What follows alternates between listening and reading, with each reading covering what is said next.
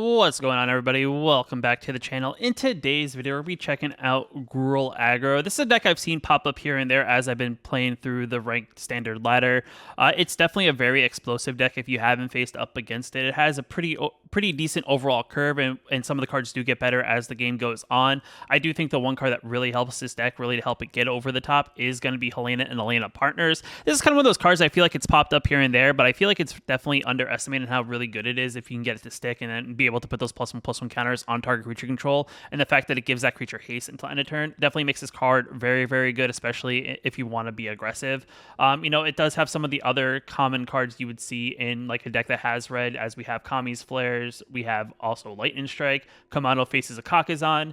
But the deck overall has a decent curve, right? You have a 1-drop with Ascendant Pack Leader. The game goes on, if you do start playing your bigger things, it does get bigger, which is definitely not that bad. Or if you already have something that's bigger on the battlefield and you draw in the later game, it enters the battlefield with an additional +1/+1 counter on it. Yamavai Iron Class is another interesting card too. It's a new card from Dominar United that I think a lot of people underestimated, as it's just a 2-mana 2/3/2 trampler. Though if we do pay 3 total mana for it by kicking it for a red, we do give it a +1/+1 and hasten on turn, so then enters battlefield as a 4/3, which on turn 3 is still pretty good. Another card in the deck that I think is very good is Corian Beastcaller, another new card from Dominar United. This is a card that every creature spell we cast after it, as long as it's not dealt with, we get to put a +1/+1 counter on this creature. And then if this creature would die, not get exiled, we get to redistribute those +1/+1 counters across the board.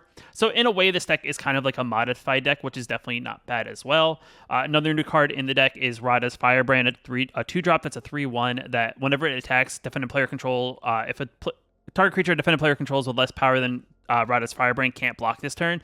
And it does have a domain ability that you can tap 6 mana and give a +2/+2 into end of turn, and it does cost 1 less to activate for each basic land type of lands you control. And because we are a 2-color deck, this could go down all the way to 4 mana, I believe is the cheapest that this can get, which is still not bad. But it's definitely one of those things, you combine that with like a Helena and Elena Partners, it makes that Radha very big, and then Radha pretty much hopefully tap down whatever our opponent's biggest creature is, which is definitely not bad and allows us to get in through for some quick damage, which I do think is kind of how this deck wins. This is probably the quickest deck currently in the format, as I do think this deck kind of averages just a little over 4 minutes per game when it does play.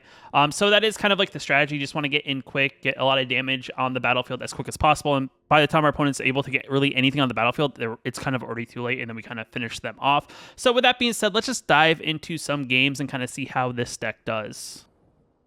All right, our opponent goes first. Our hand's pretty good, I would say, overall, right? We have a 1-drop into 2-drop. We could also play Kamano as well on turn 1 if we want to set up like a Radha's Firebrand for 2 power or 1 more additional power. So it's just going to be whatever our opponent does first. We'll kind of base our decision off of that. It's not bad also to get a creature on the battlefield early as well, depending on what the matchup is. I do think the one problem with Kamano, right, especially against like a deck that your opponent's going to want to kind of put pressure, I do think like in a weird way, because our opponent's shown like Esper, I want to hit them quick, so I'm going to play a Pack Leader. And because our opponent's showing Esper, so it's like we want to put pressure on them, which I think is probably the smart play here. We'll swing in, see what they do. There's some stick, so it's possible they have removal. Right, if they choose to do that, that's perfectly fine. And I think this is where then we Kamano, I'll autopay. Because the other thing we can do this next turn is we could play an Iron Class with the kicker. So it like comes in the battlefield as a much bigger creature. And we'll kick it, which turns off Cutout. I mean, if they're burning all the removal early, that's really good for us, sure. Like, that's just a bounce spell, so we're putting pressure on our opponent's stuff pretty quickly. We'll play it again. This time we won't have to pay life.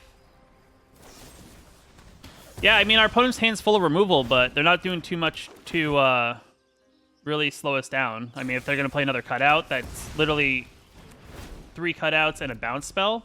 So what else they got left in the tank is the real question. Like, I'll continue just to put stuff on the battlefield. Eventually, they're not going to be able to do anything about it.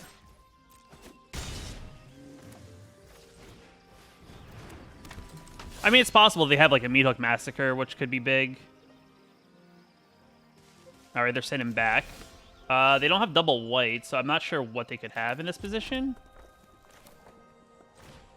Raiju? Counter spell? No. Maybe another removal spell? I mean, that's possible 10 on the battlefield here. Are we bouncing it back? What's the plan, my guy? Killing it? Sure. I will have to work harder to wither you down, opponent. So I don't know if they're like a full-out control deck. Sure. Because they haven't done much. Is this as a sorcery? Oh, just the once each turn. I'm just gonna activate it now. We'll swing for 8. They gain 1. I can't do anything with Akami's Flare because they don't have a creature. So it's like I could cast it, but then I kill something on my side. All right. Are they a Reanimator deck? We're drawing. Sure.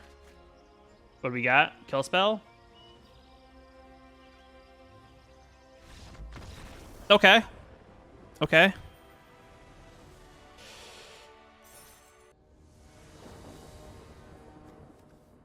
Opponent goes first. Hands is a bit slow, but if we top deck a land, it's not that bad. All right, possibly mirror matchup, so this is gonna be interesting.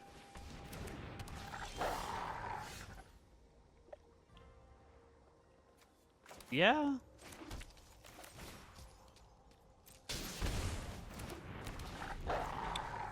So who has the stronger?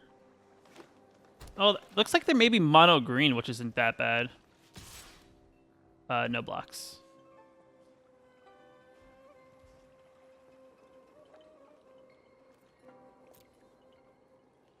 So maybe they have some sort of response there? All right, what do we got? Nothing. Interesting.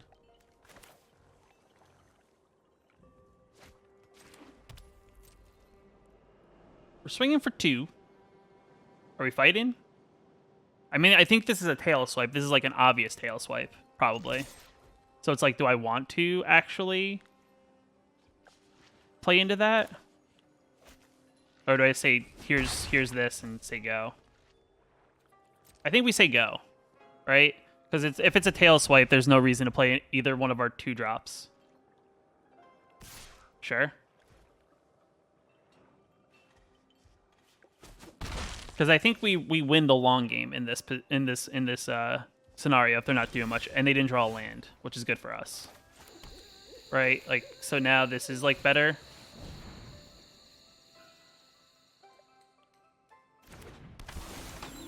And I'll actually lead back to 2/3 because I feel like that's a much better play. No, you know what? Let's just swing in for 5.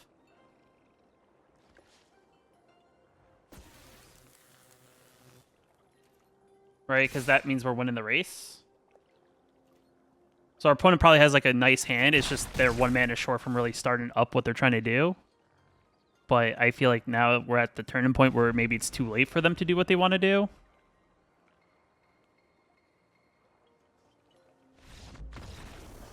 Yeah, I guess it's the one downside, right? When you get stuck at 2 mana. Opponent goes first. Hand's not bad, though it's like we're behind, so it's like always that thing of like how aggressive is our opponent, but they mulliganed. So, depending on what they're playing, I guess we have a pretty good hand. Sure. Now, are they straight mono red, or are they like 2-color mono red? Or like are they also Gruul, or are they just mono red? That is the real question here. Looks like just mono red. All right, Phoenix chick. Interesting. Phoenix Chick's like an interesting, I think, play there. Does not seem like they have much of removal, like burn spells in their hand, unless they have like a lightning strike. So who's gonna gas first, you know? Yep. And this is the thing, right? When you're behind against an aggro deck, can we, you know, come back from this? Because we need to draw our spot removal. I think I make this trade, right? Because then we can follow that up with our own Stormseeker. And I'll actually put this stuff there, and I'll swing for 3. Because we can't block the Phoenix Chick in the air. So there's that. But then the 2/3 sits back pretty well here, and then they're like forced to lightning strike. So we're making them run out of gas, even though we have 3 lands in our hand.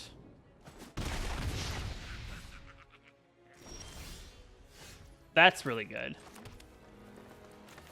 But I think the play is to play Raiju, and we do take a point of damage.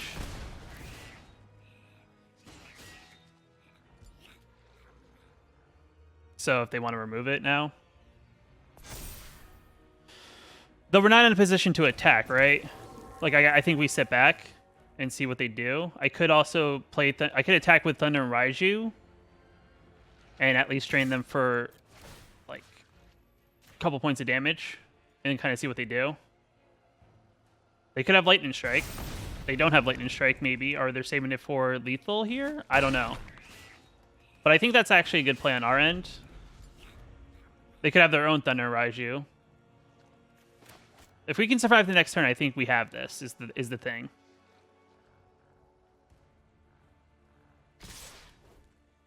All right, we'll block here. Do they have a trick? They're at 10. Lightning Strike. Play with fire? Yeah.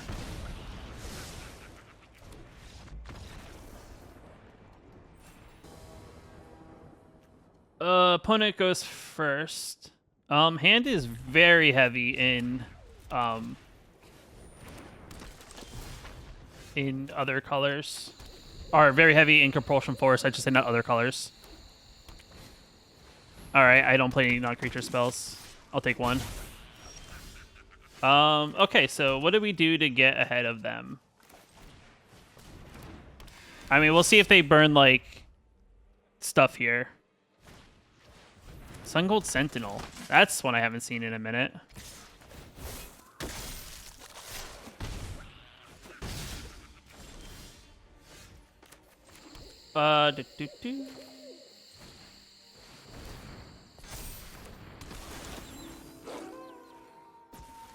We'll sit back. I'm not in any pressure to, like, rush them, per se.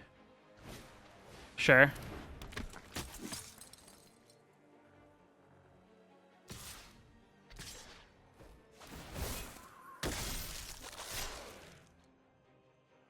Well, they can't kill both, right? So that's, like, the thing with this. I could double block, and then I give the other counter to... we'll not block.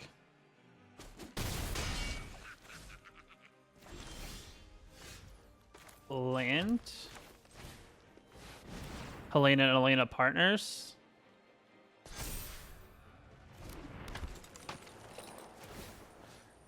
Diversify.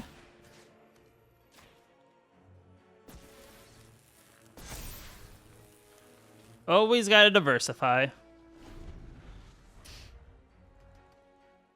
They're also stuck at 2 mana at the moment. Sure.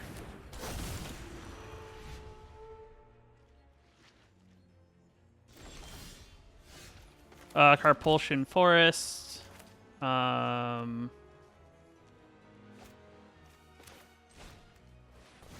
We'll do this. Okay, our opponent is head on board, and we're at 9, and they decide to scoop. Opponent goes first. I mean, hand's okay.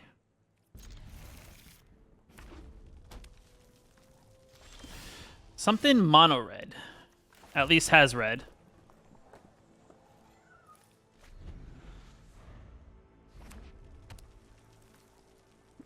Okay. Welcome mono here.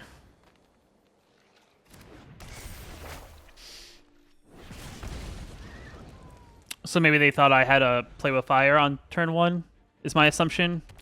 Because of the lack of doing anything. Still no. Interesting. Well, I'll Stormseeker here. So it's a four bagger. If they want to commit 2 burn spells into it, that's fine. Sure. A Braid's a weird one to play in today's meta, though. Right? Because I feel like a Braid's just so limited on it. Can only do creatures and... Sure. Some have said there is no suffering to destruction. Get out there and blaze a path.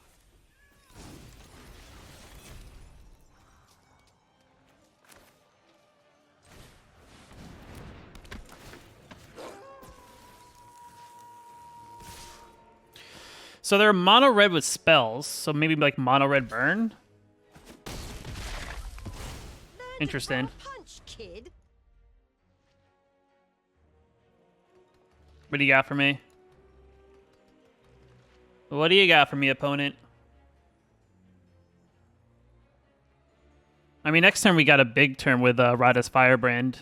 We can hopefully attack into anything. They're probably going to plus here and put Jaya up to 4. Yep. Go on. Follow-up play.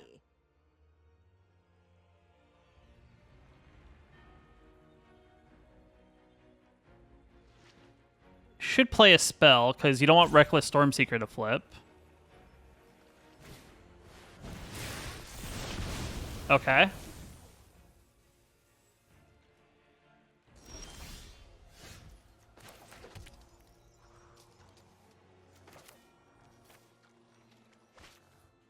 I mean, they don't come into the battlefield with haste, so we'll swing.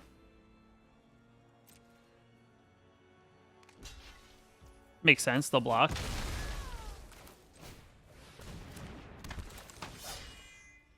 I will take the hit.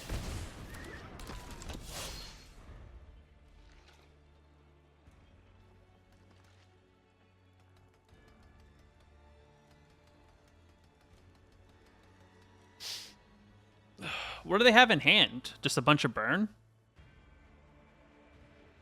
Are they like trying to play like mono red bombardment maybe? And that's like a thing?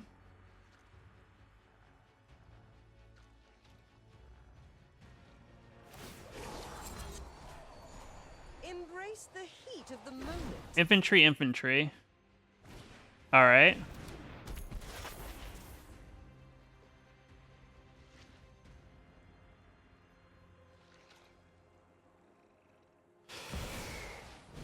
Sure. That doesn't do much, though, because I have 2 Radas.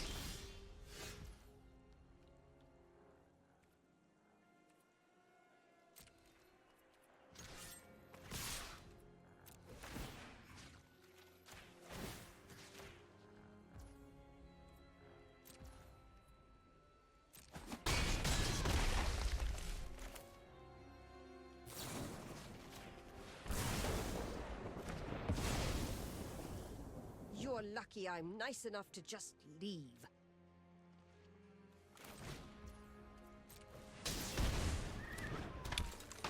Say go. What is our opponent doing? Their mono red spells is the best thing I can put here. Sure. What are we paying for? Are we paying? Probably paying for a burn spell of some sort. I'm guessing we're getting play with fire to play with fire my other Rada. Sure.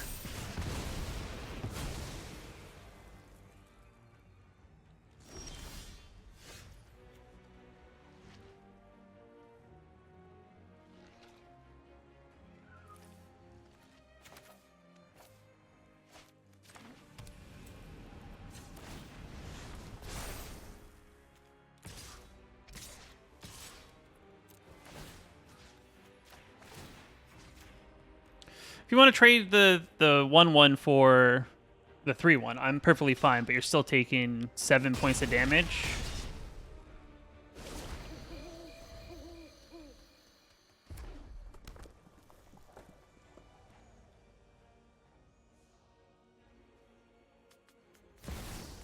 Sure. Got a 5/5.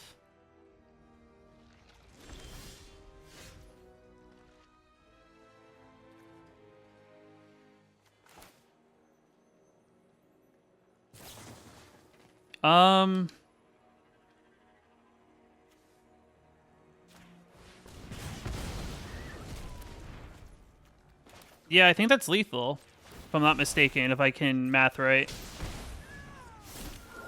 Because I prevent them from blocking with their 2/3, and they only have a 5/5, and they still take 4 no matter how they block.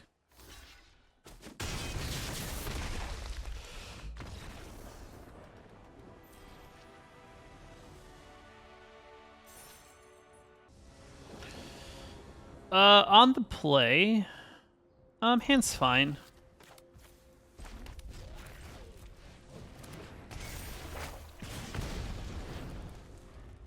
Just a matter of what is our opponent doing kind of thing. All right, them taking off a turn is great for us. I mean, they can still have removal, but it's not bad that they're a little slow at the gates.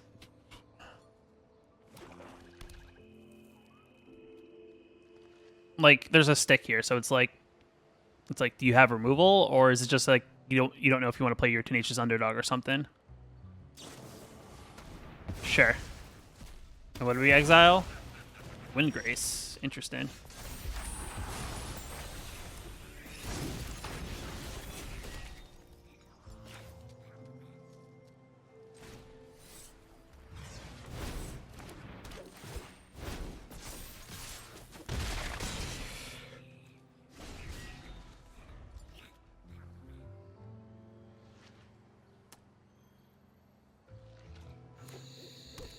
Yep.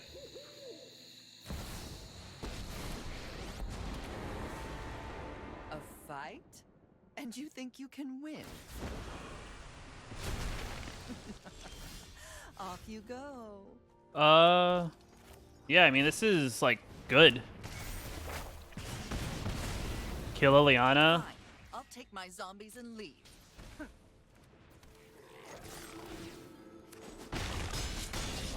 Like, that was not a bad turn. Like, a Kamano to just do 1 point of damage to a Liliana is, like, great.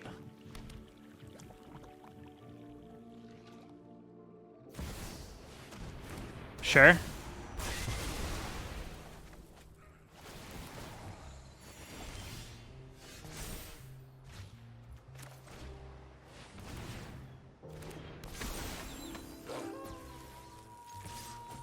Just gotta keep on the pressure, I feel like, here.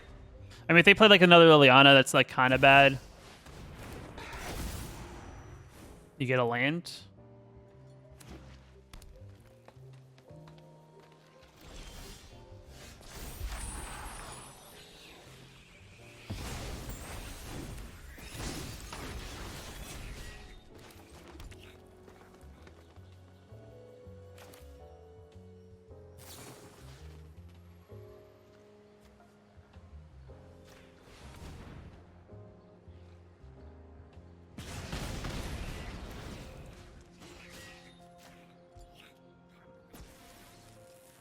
I guess you can gain some life, but I will swing. Whatever you block will get exiled. Sure.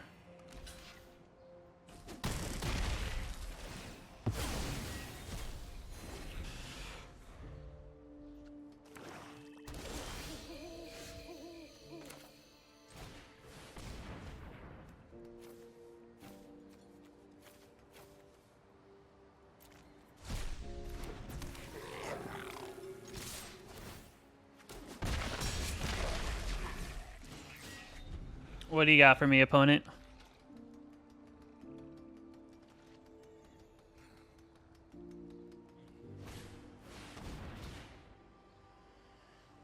I don't have any creatures.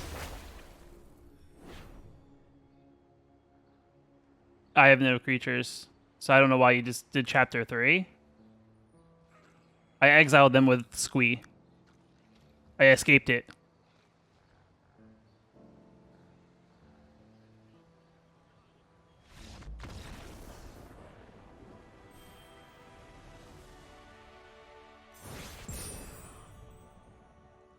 And we are back. So overall, the deck is pretty good. I did finish around 50% win rate. I think I was 6-6. I did make some minor alterations just because I did feel like certain things at the top end kind of felt a little clunky, and I just kind of maneuvered them just a little bit more into like a way that I felt worked better for me.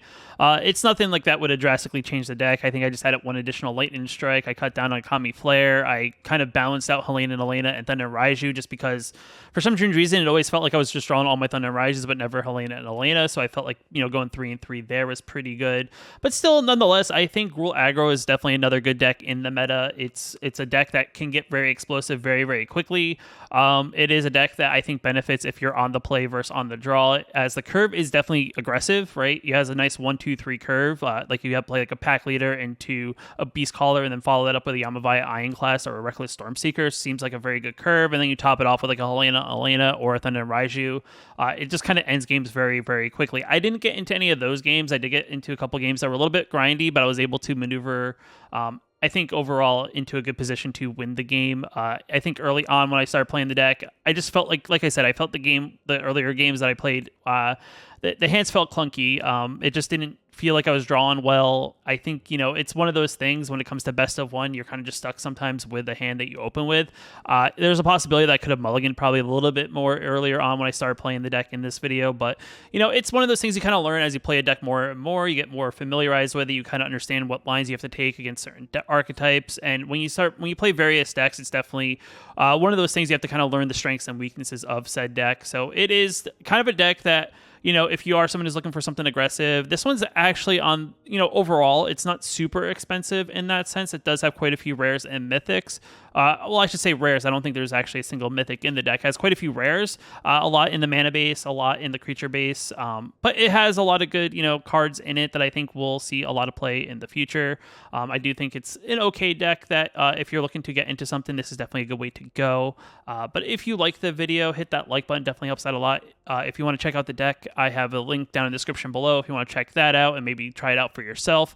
And if you're new here, you want to post new videos like this one here on the channel, hit that subscribe button. And until next time, I'll see you in the next video. Just want to give a special shout out to the channel members here on my YouTube channel. You can also become a channel member yourself down below the video, hitting that join button. It definitely helps out a lot, and I just appreciate you guys for your support.